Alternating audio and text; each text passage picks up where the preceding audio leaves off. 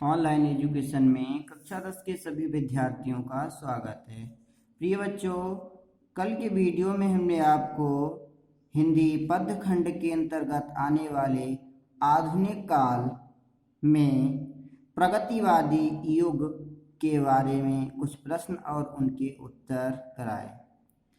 आज बात करते हैं इसी क्रम में आधुनिक काल का प्रयोगवादी युग।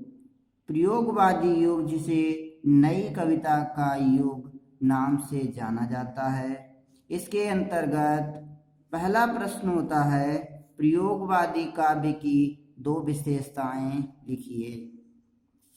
उत्तर होगा विद्रोह का स्वर और नंबर 2 गहन बौद्धिकता। बात करते हैं अगले प्रश्न की। प्रयोगवादी काव्य धारा के प्रमुख दो कवियों का नाम तथा उनकी एक एक रचना का उल्लेख कीजिए।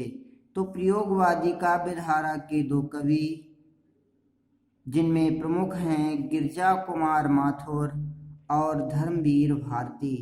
गिरजा कुमार माथुर का जो प्रसिद्ध काव्य है धूप के धान और धर्मवीर भारती का प्रसिद्ध काव्य ठंडा लोहा।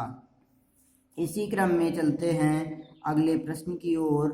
अज्ञे द्वारा रचित प्रयोगवादी कविता संग्रहों के नाम लिखिए।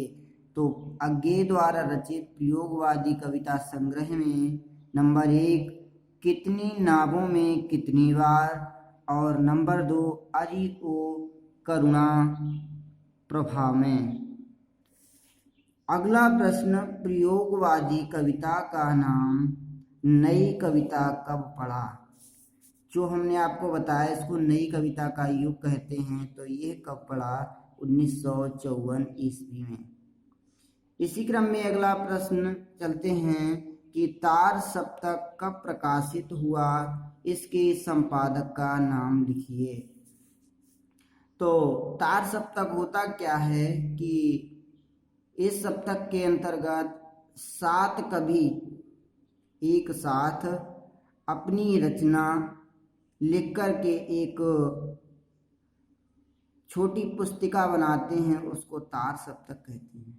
ठीक है, तो तार सप्तक का संपादन सच्चिदानंद हीरानंद वात्स्यन आज्ञे ने सन 1943 ईस्वी में किया। इसी क्रम में अगला प्रश्न, दूसरा तार सप्तक के संपादक का नाम लिखकर उसके प्रकाशन वर्ष का उल्लेख कीजिए। तो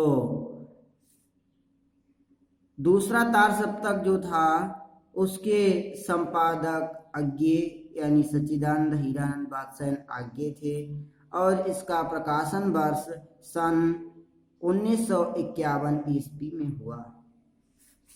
अगला प्रश्न महत्वपूर्ण प्रश्न है, प्रथम तार सप्तक के कवियों के नाम लिखिए।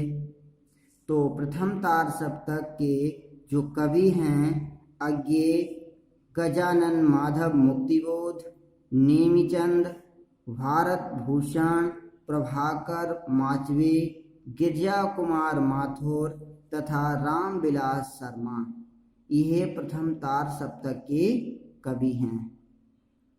आज के लिए बस इतना ही। धन्यवाद।